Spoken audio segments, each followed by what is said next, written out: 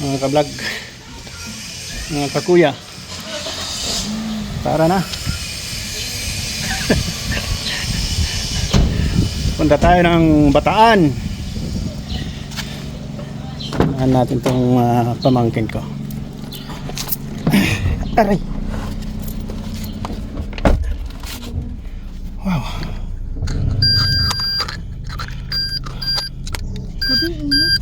Grabe. Sa Florida, nabuulit-ulit na. Para sumingaw yung init.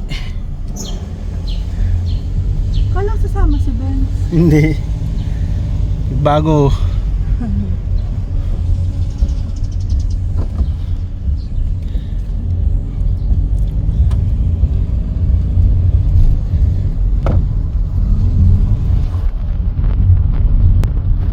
Mga kakuya,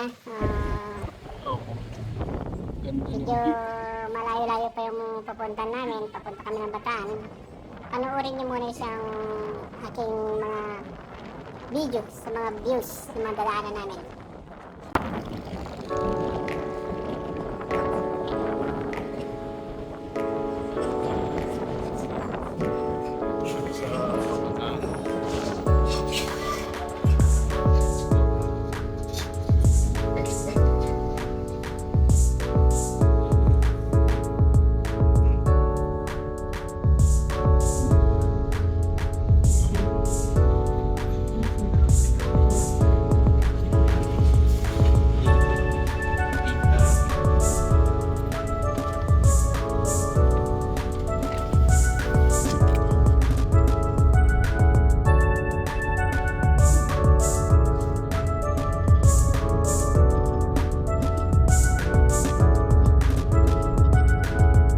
Kami nang dumadang truck dito, no?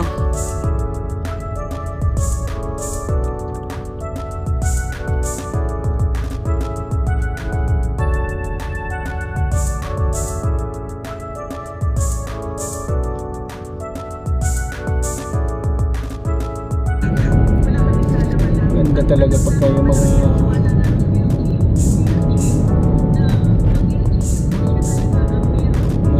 green ng mga views.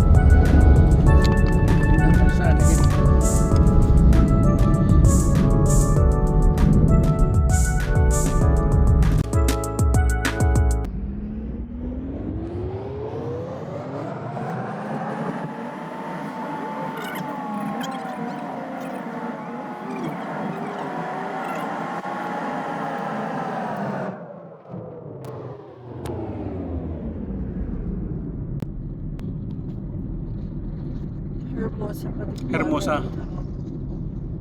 Nasa Hermosa na tayo, mga kakuya.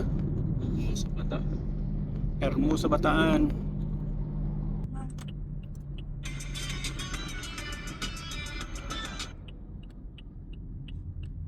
Orani. Doon yung entrance. Hindi, sarado yun eh.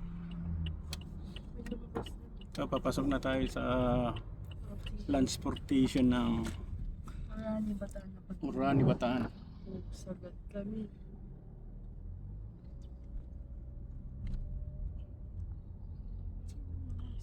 Diyan lang siya minsan mahal. Tingnan mo nga.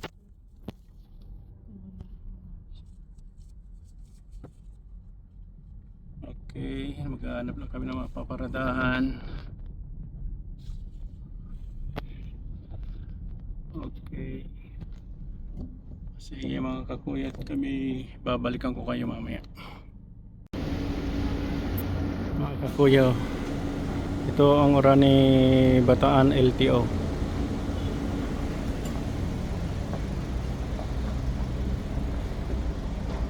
Kami ay sinamahan ko lang itong aking mga pamangkin dito sa LTO dahil magpapanan-proof sila.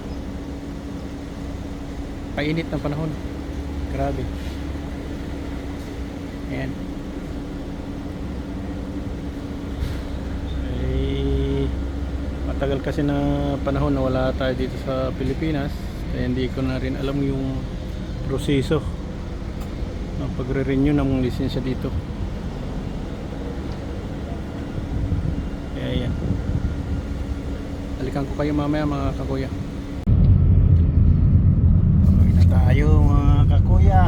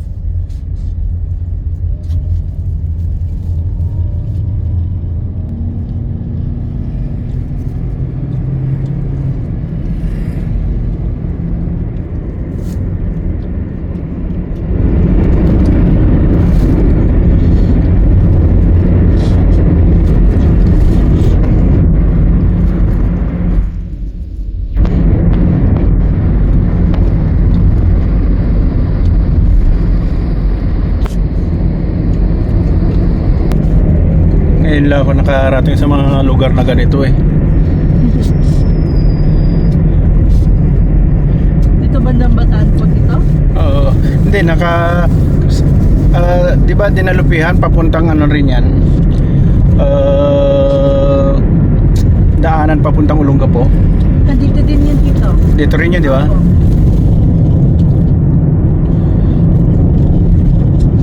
Parang ang lapit nyo talaga dito sa Bataan, ano? Apo. Ang lapit lang dito sa may Florida Blanca pala eh. Apo. Kasi iniisip ko kanina, Olongapo dito din bawal. dadaan pa tayo dito sa may ano. Oo, yung ano na yon. Pwede naman sana dito. Kaso yung lusot natin dito, doon din kanina yung sa inunod po namin na expressway.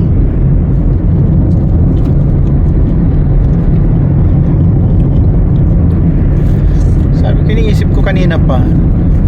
Kasi pagka iisipin mo, dadaan mo yung Olongapo, yung Subic, tapos bababa ka papuntang Zambales, tapos kakanan ka ng Dinalupihan papuntang Zambales, San Narciso. Sabi ko, pagkatapos ito na pala yung Dinalupihan. Malapit lang. Oo.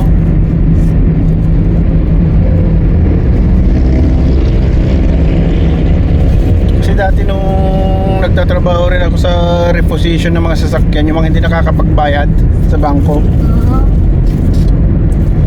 pupunta kami ng San Felipe, San Narciso. Oo. Kami naghahatak ng mga sasakyan eh. Mga hindi na nakakapagbayad.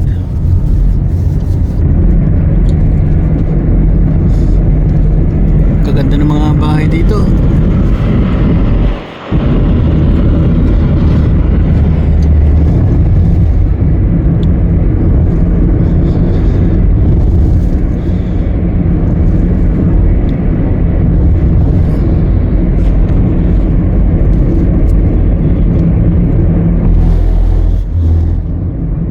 Kasi mahal diba kung papa-expressway ka pa, punta mo lang sa mga bata. Kung ano naman mag-e-exit, diba? Pag pupunta ka na naman ng Olongapo or Subic or Pasambales, yun, magpupulit ka lang na expressway.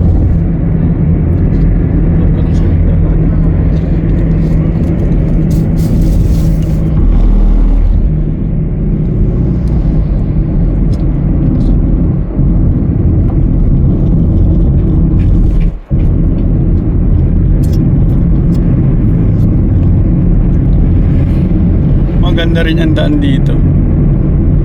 Oo. Maayos din din.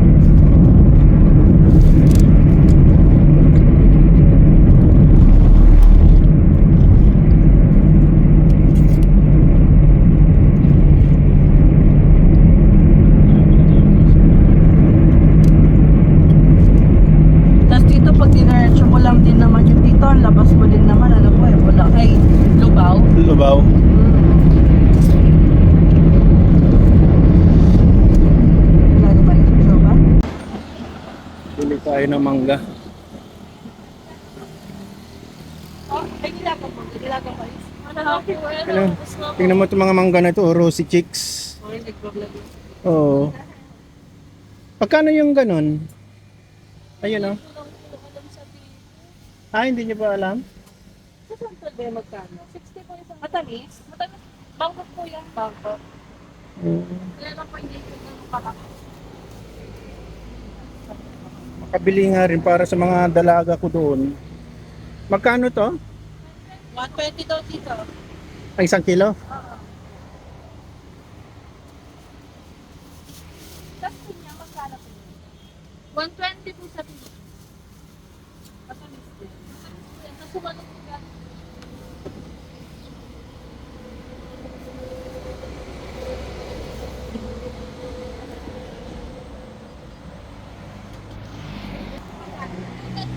Tayo ng Indian Mango.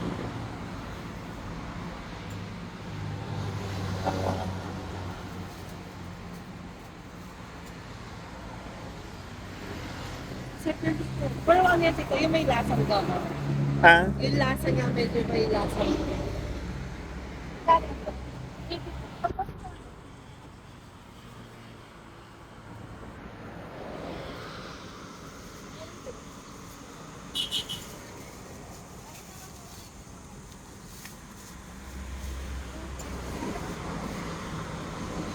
Lalaki. Ang lalaki.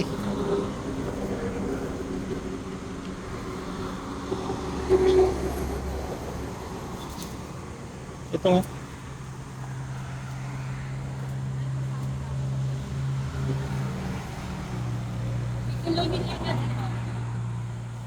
Ayun, oh. Tignan mo magagandang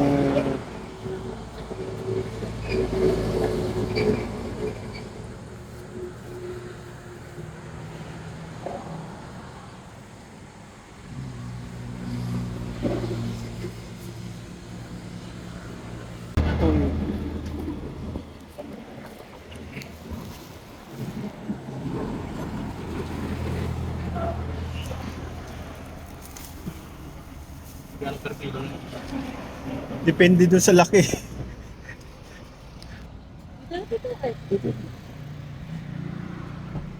Wala mais? Wala daw eh. Kaya ka na sa wala agang banda ako. Ako sa isang si ate. Tingin mo na lang. Tama ba?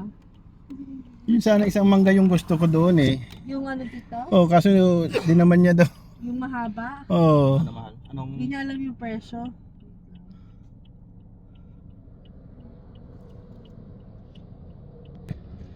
Masumikap din itong bata na ito eh, no? Kaya nga. Ang gaganda ng mga mangga niyo. Dati na yun mahal eh. May ganyan. Doon sa, yung malapit kay Lengleng. May mangga dati doon. Sinulog lang niya yung awad. Ano lang talaga. Yan ba? Ay, dito, pinog. Pinog na mangga. May mais po kayo ate. Magkano? 100 po. Sige, kunin ko na ito. Dito, may ganun na mangga? Ganyan ba dito yung gusto mo? Yeah. Hindi, sige na. Kunin ko na yun. Papalatan. Papalatan na ba? Sige. Unahan? Kapal? Ay, hindi ako pitong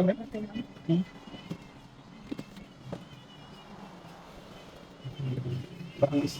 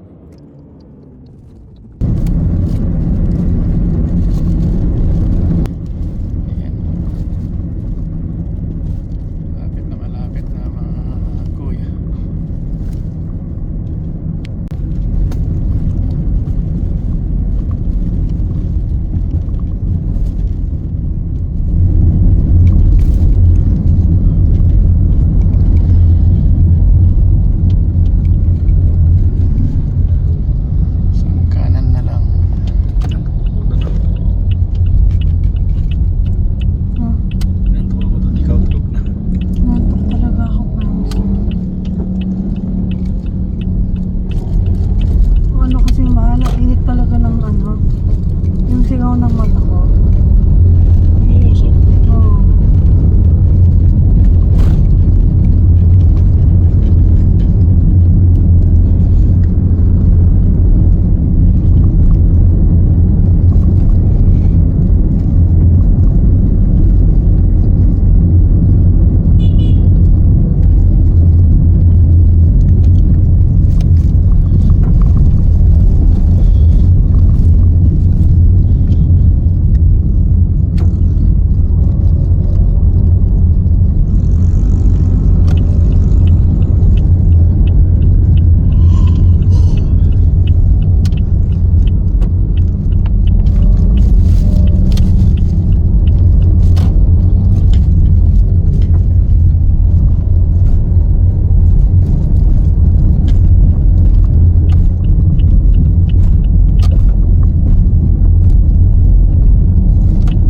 Hindi nakaharap.